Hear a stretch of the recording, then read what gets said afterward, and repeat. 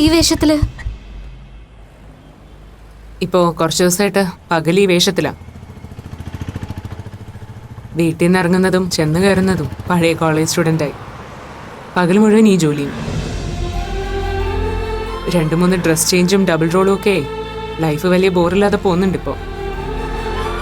എന്തിനപ്പോ നീ ഇങ്ങനെയൊക്കെ? എന്തിയാ, കുറച്ചു നാൾ കൂടി നല്ല കുട്ടിയായി നടന്നോളാന്ന് വാക്ക് കൊടുത്തുപോയി അമ്മയ്ക്ക്. പക്ഷെ പഴയ അപൂർവയായി ഇനി കോളേജിലേക്ക് വരാനും പറ്റില്ലല്ലോ. പിന്നെ ഇത്രയേ ഉള്ളൊരു മാർഗം. പകൽ മുഴുവൻ പാർക്കിൽ പോയി ചുമ്മാതിരിക്കുമായിരുന്നു. ആ ബോറടി മാറ്റം വെറുതെ കണ്ടുപിടിച്ചൊരു ജോലിയാ. ഇപ്പൊ ഞാനത് എൻജോയ് ചെയ്യുന്നുണ്ട്. ഭാവിയിലായാലും വീട്ടിൽ നിന്ന് കിട്ടുന്ന പോക്കറ്റ് മണിയെ ഡിപ്പെൻഡ് ചെയ്യാതെ ജീവിച്ച് ശീലിക്കണമല്ലോ. അപ്പൊ ഇതൊരു ട്രെയിനിങ് ആയിക്കോട്ടെ എന്ന് വെച്ചു. ആന്റി അങ്കിളും? അമ്മയ്ക്ക് ഇതൊക്കെ അറിയാം, പക്ഷെ വീപ്പിക്കൊന്നും അറിയില്ല. അമ്മ ബ്രെയിൻ വാഷ് ചെയ്ത് എന്റെ മനസ്സ് മാറ്റി നല്ല കുട്ടിയാക്കിയെന്നാ പാവം വിശ്വസിച്ചിരിക്കുന്നു. അതിന്റെ ഒരു ശാന്തതയുണ്ട് വീട്ടില്. പക്ഷെ ഈ സമാധാനവും സന്തോഷമൊന്നും അധിക നാള് നീണ്ടു നിൽക്കാൻ പോകുന്നില്ല എന്ന് എനിക്ക് നല്ലതുപോലെ അറിയാമാണ്. എനിക്ക് മാത്രമല്ല, അമ്മയ്ക്കും.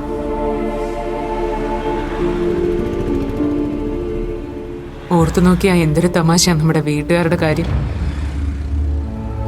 സത്യം പറഞ്ഞതിന് അടിയും കുറ്റപ്പെടുത്തലും വീട്ടു തടങ്കലൊക്കെയാ ശിക്ഷ.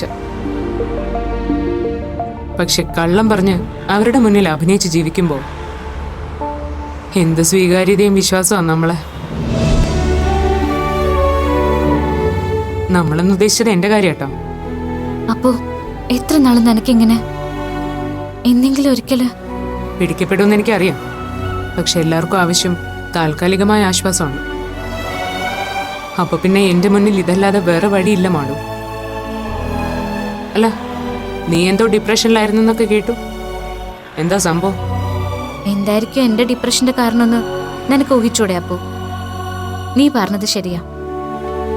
എത്ര പറഞ്ഞിട്ടും നമ്മുടെ വീട്ടുകാർക്ക് നമ്മളെ മനസ്സിലാവുന്നില്ല എന്ന് വെച്ചാ പിന്നെ എന്ത് ചെയ്യാനാ?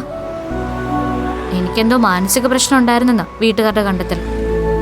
മുത്തശ്ശിയുടെ വക ഹോമവും പരിഹാരവും മന്ത്രവും പൂജയും ഒന്നും പറയണ്ട. ഭ്രാന്ത് പിടിക്കാൻ വേറെ എന്തെങ്കിലും വേണോ? അല്ല, നീ ഇതൊക്കെ എങ്ങനെ അറിഞ്ഞു? രക്ഷകനായിട്ട് പുതിയൊരു അവതാരം ലാൻഡ് ചെയ്തിട്ടുണ്ടല്ലോ, ഡോക്ടർ ജോബൻ. അയാൾ എന്നെ കാണാൻ വന്നിരുന്നു. എന്നിട്ട് ഡോക്ടർ എന്ത് പറഞ്ഞു? ആള് ഭയങ്കര പോസിറ്റീവായിട്ടൊക്കെയാ സംസാരിച്ചത്. ഇനി വല്ല സ്നേഹപാരിയാണോന്ന് കണ്ടറിയണം. അയാൾ എന്നെ ഈ വേഷത്തിലാ കണ്ടത്. കോളേജിൽ പോവാതെ ഇങ്ങനെ മുങ്ങി നടക്കുന്ന കാര്യം അയാൾ ഇനി അച്ഛന്റെ ചെവിയിൽ എത്തിക്കുമെന്ന് കണ്ടറിയണം. ഡോക്ടർ അങ്ങനെയൊന്നും ചെയ്യില്ല. ആള് പാവ. വളരെ സിൻസിയർ ആയിട്ടാ എനിക്ക് തോന്നിയത്. അതെത്ര കൃത്യമായിട്ട് നിനക്കെങ്ങനെ അറിയാം? ഇതുപോലെ പാവമാണെന്നും സിൻസിയർ ആണെന്നും പറഞ്ഞു നടന്ന അരുൺ പാക്കറിന്റെ അനുഭവം ഓർമ്മയുണ്ടല്ലോ. ഡോക്ടർ ഒരിക്കലും അരുണിനെ പോലെയല്ല. അയാള് വളരെ ജെനുവിനാ. നിനക്ക് അത്ര ഉറപ്പുണ്ടെങ്കിൽ എനിക്കൊന്നും പറയാനില്ല. അയാളുടെ സംസാരത്തിലും പെരുമാറ്റത്തിലും ഒക്കെ എനിക്കും അങ്ങനെയാ തോന്നിയത്. VPയെയും അമ്മയൊക്കെ യാഥാർത്ഥ്യം എന്താന്ന് പറഞ്ഞ് കൺവിൻസ് ചെയ്യാന്നാണ് അയാൾ എന്നോട് പറഞ്ഞത്. പക്ഷെ അതൊക്കെ എത്രമാത്രം സാധ്യമാവുമെന്ന് എനിക്ക് നല്ല സംശയമുണ്ട്. ഒക്കെ നടക്കും. അപ്പോ തൽക്കാലം നീ ഡോക്ടർ ജോബിൻ പറയുന്ന പോലെ തന്നെ കേൾക്ക്. നീയും അയാളുമായിട്ട് നല്ല ഫ്രണ്ട്സ് ആയില്ലേ? നീ എന്താ ചോദിച്ചേ? ഒന്നുമില്ല. നീ ഇന്നു മുതൽ കോളേജിൽ പോയി തുടങ്ങുന്ന കാര്യം അയാൾ എന്നോട് പറഞ്ഞു. കേട്ടപ്പോ നിന്നെ വഴിയിൽ എവിടെയെങ്കിലും നിന്നൊന്ന് കാണണമെന്ന് തോന്നി. പക്ഷെ നീ എന്നെ കാണുമെന്ന് വിചാരിച്ചില്ല. വിളിച്ചപ്പോ ആദ്യം നിർത്താതെ പോവാനാ തോന്നിയത്. അങ്ങനെ എന്നിൽ നിന്ന് ഒഴിഞ്ഞു മാറിപ്പോവാൻ നിനക്ക് പറ്റുമോ? അപ്പോ നീ ഈ ജോലിയൊക്കെ മതിയാക്കി നാളെ മുതൽ കോളേജിൽ വരാൻ നോക്ക്. പഠിക്കണ്ടേ നിനക്ക്? പഠിക്കണം. പക്ഷെ കോളേജിലേക്ക് ഞാൻ ഉടനെ ഇല്ല. തൽക്കാലം ഈ വേഷത്തിൽ കുറച്ചുനാൾ തുടരാൻ തന്നെ തീരുമാനം. അതിനുള്ളിൽ എന്റെ കാര്യത്തിൽ VPയുടെ നിലപാട് എന്താണെന്ന് എനിക്കറിയണം. എന്നാ ഞാൻ പോട്ടെ. ഇടയ്ക്ക് നമുക്ക് ഇതുപോലെ കാണാം. നിന്നെ ഞാൻ ഡ്രോപ്പ് ചെയ്യണോ? അല്ലെങ്കിൽ വേണ്ട. ഇനി അത് നിന്റെ അരുൺ പാക്കറിനോ ആരെങ്കിലും നിന്റെ അച്ഛന്റെ ചെവിയിൽ എത്തിച്ചാ വീണ്ടും അടുത്ത പ്രശ്നവും. എന്നാ പോയിക്കോ. മാളു, നീ പറഞ്ഞത് ശരിയാട്ടോ. ആ ഡോക്ടർ ആള് ജെനുവിന, വിശ്വസിക്കാൻ തോന്നുന്നു. വെക്കോ.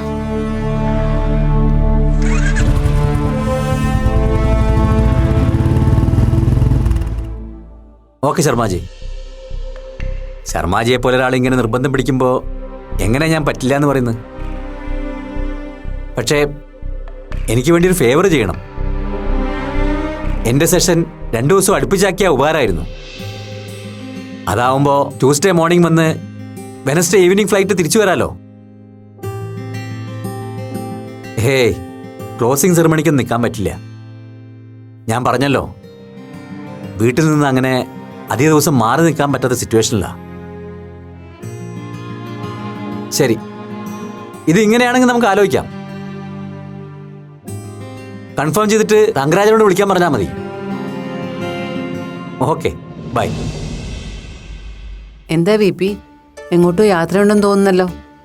അതെ, നമ്മളെ ശർമ്മ സാറെ വിളിച്ചത്. സൗത്ത് ഇന്ത്യൻ ചാപ്റ്ററിന്റെ കീഴിൽ ചെന്നൈയിൽ വെച്ച് ഒരു നാഷണൽ സെമിനാർ. ഒരാഴ്ചത്തെ പരിപാടിയാണ്. അതിൽ 2 ദിവസത്തെ സെഷൻ ഞാൻ തന്നെ മോഡറേറ്റ് ചെയ്യണമെന്ന് ശർമാജിക്ക് ഒരേ നിർബന്ധം. ദേശീയ തലത്തിൽ ശ്രദ്ധിക്കപ്പെടുന്ന സെമിനാറാ. ആദ്യം ഞാൻ ഒഴിഞ്ഞതാ, പക്ഷേ ശർമാജിക്ക് ഞാൻ ചെന്നേ പറ്റൂന്ന് നിർബന്ധം. എന്നിട്ട് എന്തായി? ചെല്ലാമെന്ന് വി പി സമ്മതിച്ചോ? ശർമാജിയെ പോലെ ഒരാൾ നിർബന്ധിക്കുമ്പോൾ എങ്ങനെ പറ്റില്ല എന്ന് പറയുന്നു. ഒടുവിൽ സമ്മതിക്കേണ്ടി വന്നു. പോവാതിരിക്കേണ്ട കാര്യമൊന്നുമില്ല. ഇത് എല്ലാവർക്കും കിട്ടുന്ന അവസരമല്ലല്ലോ. പോണമെന്ന് തന്നെ എൻ്റെ അഭിപ്രായം. പങ്കെടുക്കണമെന്ന് എനിക്കും ആഗ്രഹമുണ്ട് ഗീത. അതുകൊണ്ടാ മറിച്ചൊന്നും ആലോചിക്കാതെ ഞാൻ ശർമാജിയോട് നോക്കാന്ന് പറഞ്ഞത്. പക്ഷെ ഇവിടുത്തെ കാര്യം ആലോചിക്കുമ്പോൾ... അമ്മ, എന്താ അപ്പു? അമ്മയുടെ ഫോണിന്റെ ചാർജർ ഒന്ന് തരുമോ? എൻ്റെ ചാർജർ വർക്ക് ചെയ്യുന്നില്ല. ആ പ്ലഗിൽ കുത്തിയിട്ടുണ്ട്, എടുത്തോ. ബി പി എന്താ പറഞ്ഞേ? അല്ല, ഇവിടെ നിങ്ങളെ തനിച്ചാക്കി 2 ദിവസം മാറി നിൽക്കേണ്ടി വരില്ലോ എന്ന് ഓർക്കുമ്പോഴാ. അമ്മിമാമനാണെങ്കിൽ ഏതോ നോർത്ത് ഇന്ത്യൻ ട്രിപ്പിൽ പെട്ടിരിക്കുക. അല്ലെ പുള്ളിയെ ഏൽപ്പിച്ചിട്ട് പോവായിരുന്നു. ഇവിടുത്തെ കാര്യം ഓർത്തിട്ട് വി പി എന്തിനാ ടെൻഷൻ അടിക്കണേ? 2 ദിവസത്തെ കാര്യമല്ലേ ഉള്ളൂ, അതെനിക്ക് മാനേജ് ചെയ്യാവുന്നതേ ഉള്ളൂ. വി പി സമാധാനമായിട്ട് പോയിട്ട് വാ. അല്ല, എന്നത്തേക്കാ യാത്ര? മിക്കവാറും അടുത്ത ട്യൂസ്ഡേ വെനസ്ഡേ ആയിരിക്കും. ചൊവ്വാഴ്ച രാവിലെ പോയി അടുത്ത ദിവസം രാത്രി തിരിച്ചെത്താം. കൺഫേം ചെയ്തിട്ട് വിളിക്കാമെന്ന് ശർമാജി പറഞ്ഞിട്ടുണ്ട്. ഇവിടുത്തെ കാര്യം ആലോചിച്ചിട്ട് വി പിക്ക് ഒരു കൺഫ്യൂഷനും വേണ്ട. ധൈര്യമായിട്ട് അവരോട് എസ് പറഞ്ഞോളൂ. ഇവിടുത്തെ കാര്യം ഞാൻ മാനേജ് ചെയ്തോളാം. ആ മോളെ, അച്ഛന് ചെന്നൈയിൽ ഒരു സെമിനാറിന് പങ്കെടുക്കാനുള്ള ക്ഷണമുണ്ട്. 2 ദിവസത്തെ പ്രോഗ്രാമാണ്. 2 ദിവസം സ്ഥലത്തുണ്ടാവില്ല. അമ്മ ഓക്കെ പറഞ്ഞു. എന്താ മോളുടെ അഭിപ്രായം? ഞാൻ പോകുന്നോണ്ട് കുഴപ്പമൊന്നുമില്ലല്ലോ? എന്ത് കുഴപ്പം? അച്ഛൻ പോയിട്ടോ? അപ്പൊ നീയും കൂടി സമ്മതിച്ചിട്ടാണ് ഞാൻ പോകുന്നത്. അമ്മയെ നന്നായി ശ്രദ്ധിച്ചോണം. Okay, ready. വേണമെങ്കിൽ 2 ദിവസം ലീവ് എടുത്ത് അമ്മയുടെ കൂടെ ഇരുന്നോ? അല്ല ഗീത, എന്തു പറയുന്നു? എങ്ങനെയായാലും എനിക്ക് വിരോധമൊന്നുമില്ല. അതിന്റെ ആവശ്യമൊന്നുമില്ല വി പി. അവള് കോളേജിൽ പോണെങ്കിൽ പൊയ്ക്കോട്ടെ. എന്നാ പിന്നെ അവള് ക്ലാസ്സിന് പോയിക്കോട്ടെ. വെറുതെ എന്തിനാ 2 ദിവസത്തെ പഠിത്തം കളയുന്നത്, അല്ലേ? ഓ, സമയായി. ഇന്ന് രാവിലെ സ്പെഷ്യൽ ക്ലാസ് വെച്ചിട്ടുണ്ട്.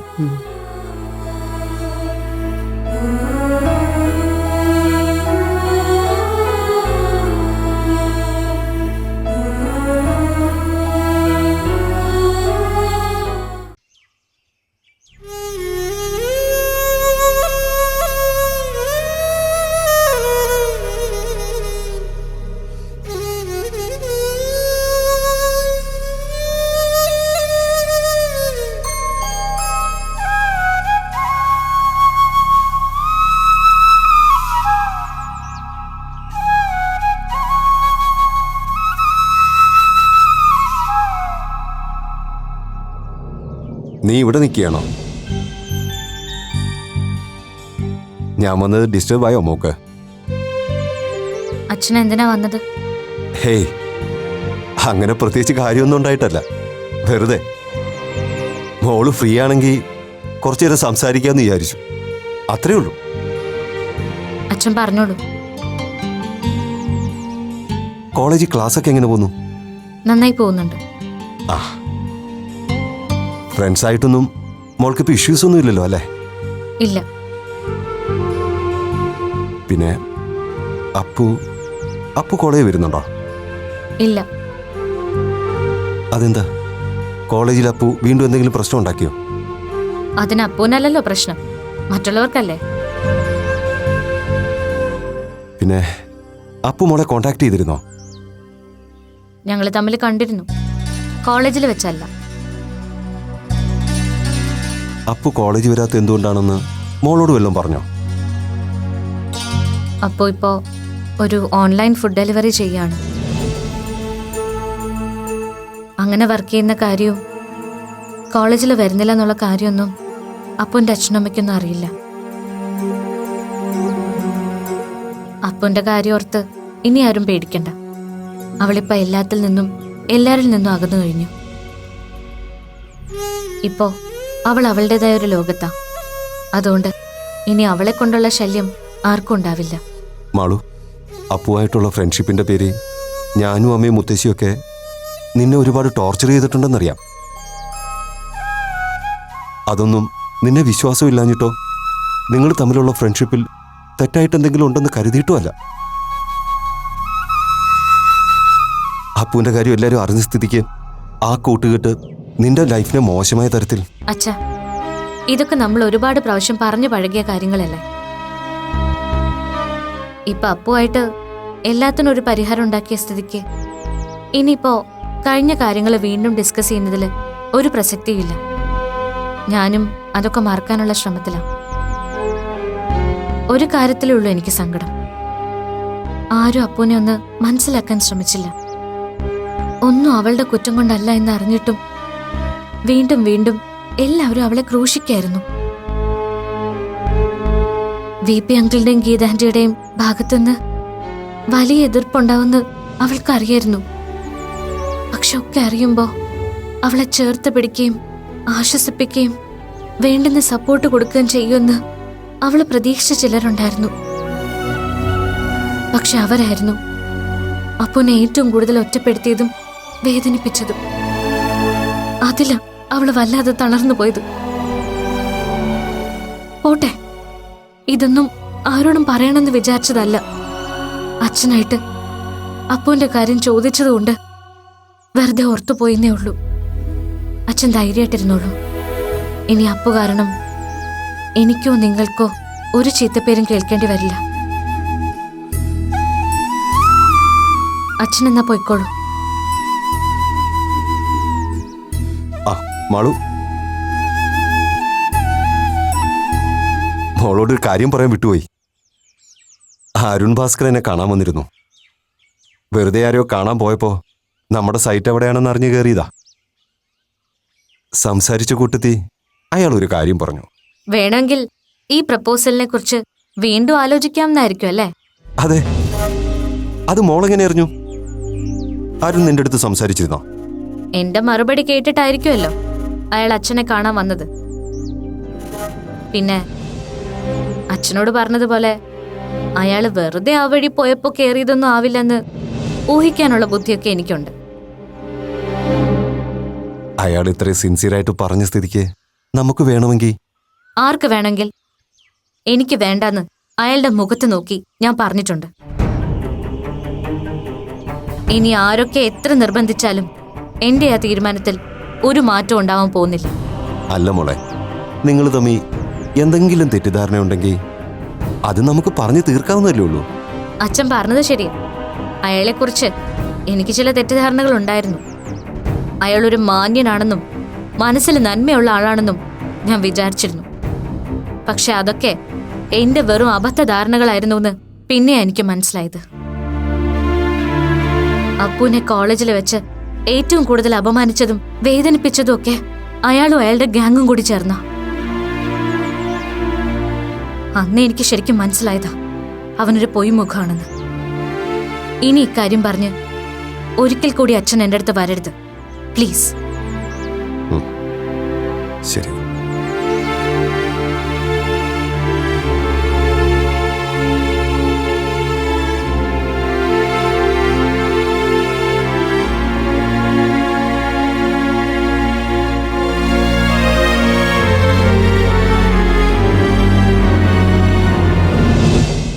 എന്തായി മുരളി, നീ മോളോട് സംസാരിച്ചോ? സംസാരിച്ചു.